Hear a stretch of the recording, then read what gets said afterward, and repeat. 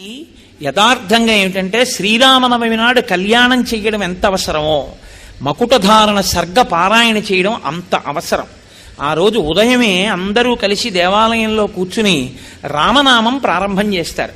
ప్రారంభం చేసి సాయంకాలం వరకు చక్కగా రామనామం చేసి పట్టాభిషేక సర్గని మకుటధారణ సర్గని పారాయణ చేసి స్వామివారి కిరీటాన్ని మానసికంగా చూస్తారు. ఎందుకంటే కిరీటం మీ ఎదురుగుండా వచ్చి ఉండదు కదా.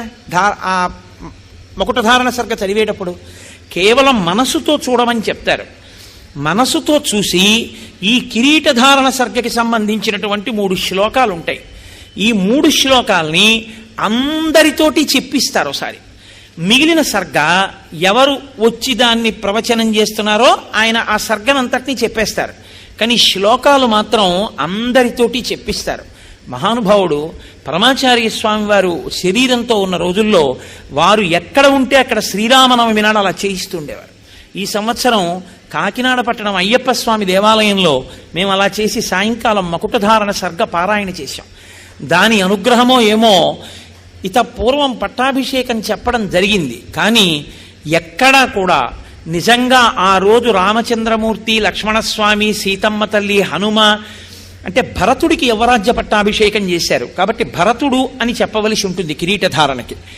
ఆ నలుగురికి ధారణ చేయించేటటువంటి కిరీటములు ఏమున్నాయో, లేకపోతే రాముడు పెట్టుకోవలసిన ప్రధానమైన కిరీటం ఏముందో ఆ కిరీటాన్ని చూస్తూ ఆ శ్లోకాలు చెప్పడం అనేటటువంటిది ఇప్పటి వరకు ఎప్పుడూ చెయ్యడం జరగలేదు. ఎందుకంటే అలా కిరీటం తీసుకొచ్చి పెట్టి చేయడం కుదరదు కనుక. కానీ ఇవాళ మొట్టమొదటిసారిగా నిజంగా పట్టాభిషేక సర్గవేల్టికి యథార్థంగా అలాగే వేదిక మీదకి తీసుకొచ్చి ఆ కిరీటములను అక్కడ పెట్టి మకుటధారణ సర్గ చెప్తూ మీ అందరితోటి శ్లోకాలు చెప్పించేటటువంటి అదృష్టాన్ని రామచంద్రమూర్తి ఇవాళ కృప చేశారు. కాబట్టి వాల్మీకి మహర్షి అంటారు, బ్రహ్మణా నిర్మితం పూర్వం కిరీటం రత్నశోభితం. రత్నముల చేత శోభించేటటువంటి ఆ కిరీటము చతుర్ముఖ బ్రహ్మగారి చేత నిర్మింపబడినటువంటి కిరీటము. తస్యాన్వవాయే రాజానః క్రమాద్యేనాభిషేచితాః సభాయాం హేమక్లుప్తాయాం శోభితాయాం మహాధనైః. అనేక మంది జనులతో శోభిస్తూ రత్నములతో వజ్రములతో శోభిస్తున్నటువంటి ఆ వేదిక మీద రామచంద్రమూర్తికి ధారణ చేయించేటటువంటి ఆ కిరీటాన్ని తీసుకొచ్చి అక్కడ పెట్టారు వశిష్ఠ మహర్షి. రత్నైర్ నానా విధిశ్చైవ చిత్రితాయాం సుశోభనై నానారత్నమయే పీఠే కల్పయిత్వా యథావిధి. అనేకమైన రత్నములు పొదగపడినటువంటి స్వర్ణ కిరీటం ఆ కిరీటము. కిరీటేన తతఃపశ్చాత్ వశిష్ఠేన మహాత్మన ఋత్విగ్భిర్భూషణైశ్చైవ సమయోక్షత రాఘవః.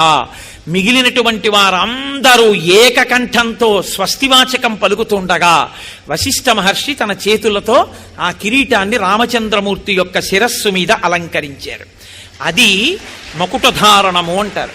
అటువంటి స్థితి రామచంద్రమూర్తి ఆ రోజున పొందారు.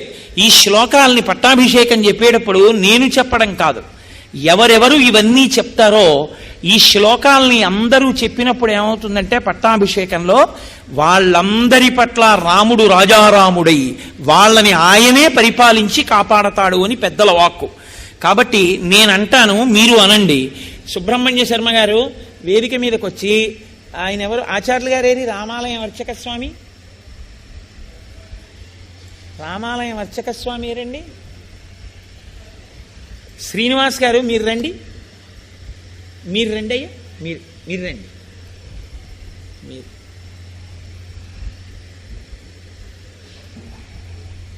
మీ ముగ్గురును మీరు రండి. ఆయన మీరే రండి. మీరు నలుగురు 4 కిరీటాలు ఎత్తి పట్టుకోండి. మేము శ్లోకాలు చెప్తాను, వాళ్ళందరూ ఆ కిరీటాలు చూస్తూ చెప్తారు. అపురూపమైన అవకాశం. మళ్ళీ ఇలా వాళ్ళకి పాపం ఆ అదృష్టం కలగద్దు. 4 కిరీటాలు ఎత్తి పట్టుకోండి, చూస్తూ వాళ్ళు ఆ శ్లోకాలు చెప్తారు. అయ్యా అందరూ చెప్పండి. నేను అనుష్ఠుప్పే కాబట్టి చాలా తేలిగ్గానే ఉంటుంది. కాబట్టి మీ అందరూ కూడా అనండి. అందరికీ కనపడేటట్టుగా పట్టుకోండి ఆచార్యులు గారు. బ్రహ్మణా నిర్మితం పూర్వం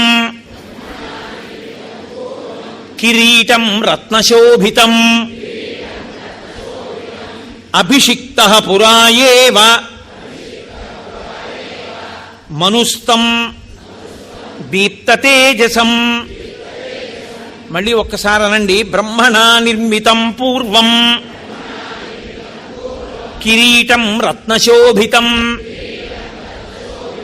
అభిషిక్త పురాయేవ మనుస్తం దీప్తతేజసం. తస్యాన్వవాయే రాజానః క్రమాద్యేనాభిషేచితాః సభాయాం హేమక్లుప్తాయాం శోభితాయాం మహాధనైః రత్నైర్నానావిధిశ్చైవ చిత్రితాయాం శిశోభనైః నానారత్నమయే పీఠే కల్పయిత్వా యథావిధిః కిరీటేన తతః పశ్చాత్ వసిష్ఠేన మహాత్మనా ఋత్విగ్భిర్భూషణైశ్చైవ సమయోక్ష్యత రాఘవః. అవి అక్కడ పెట్టి, అయ్యా ఆ హారాలు తీసి చూపించండి. అనేకమైన రత్నములతో కూడిన వేదిక మీద కిరీటములున్నాయి అన్నారు. పూర్ణంగా రామానుగ్రహం కలిగింది ఇవాళ. అనేక వజ్రవైఢూర్యములు, పచ్చలు, కెంపులు మొదలైనటువంటివి పొదగబడి ఇవాళ రామ లక్ష్మణులకు, ఆ హనుమకు, సీతమ్మకు అలంకరింపబడడానికి సిద్ధమై వచ్చినటువంటి అమూల్యమైనటువంటి నూతన ఆభరణములు, వాటితో రత్నములతో కూడినటువంటి వేది మీద ఆ కిరీటములు యథార్థంగా ఉన్నాయంటే పరిపూర్ణంగా రామానుగ్రహం కలిగి వేదిక అలా సిద్ధమైంది అని గుర్తు. అవి అక్కడ ఉంచి మీరు కూర్చోవచ్చు. ఇప్పుడు శత్రుఘ్నుడు స్వామికి శుభప్రదమైనటువంటి తెల్లని ఛత్రమును పట్టుకున్నాడు. సుగ్రీవుడు తెల్లని వింజామరలతో వీస్తున్నాడు. విభీషణుడు చంద్రకాంతులీనుతున్నటువంటి మరొక వింజామరని తీసుకున్నాడు. దేవేంద్రుడు వాయువు చేత అతి సుందరమైనటువంటి 100 పద్మములతో కూడినటువంటి ఒక హారాన్ని పంపించాడు. పట్టాభిషేకం జరిగినటువంటి రోజు మధ్యాహ్నం గంధర్వులు గానం చేశారు. ఇవాళ మనకి కూడా గంధర్వగానమే జరిగింది మధ్యాహ్నం. యథార్థమైనటువంటి పట్టాభిషేకం ఆనాడు అయోధ్యలో జరిగితే మళ్ళీ ఆ తర్వాత బహుశः గుంటూరులో ఇవాళే జరుగుతోంది. రామచంద్రమూర్తి ఎంతో సంతోషించారు. లోకమంతా చల్లబడిపోయింది, అందరి మనసులు చల్లబడిపోయాయి. ఎక్కడ చూసినా ఆనందమే. లక్షల సంఖ్యలో గుర్రములను, పాడియావులను, గోవులను, 100 కొలది వృషభములను బ్రాహ్మణోత్తములకు దానం చేశాడు రామచంద్రమూర్తి. 30 కోట్ల బంగారు నాణ్యములను, అమూల్యమైనటువంటి ఆభరణములను, వస్త్రములను ద్విజవరులకు పంచి ఇచ్చాడు. సుగ్రీవుడికి మణులు పొదిగినటువంటి ఒక గొప్ప హారాన్ని బహూకరించాడు.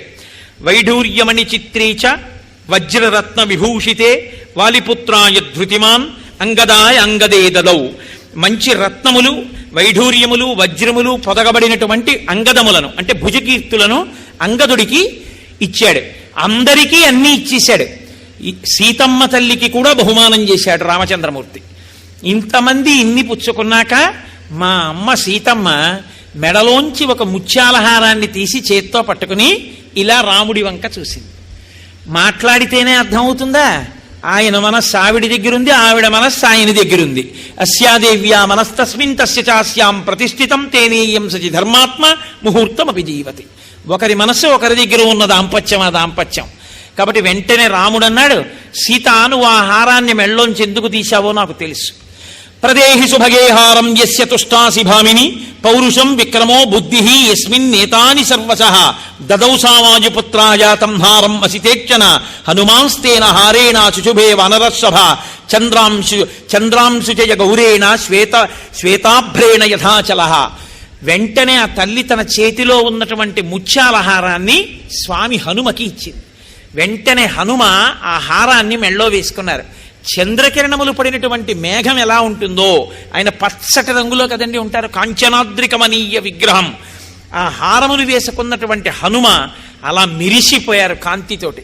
ఆయన ఏదో కొరికారు, రామనామం లేదని అవతల బారేశారు, అటువంటి పిచ్చి పనులు ఆయన చేయరు. ఆయన చక్కగా దాన్ని మెళ్ళో ధరించారు.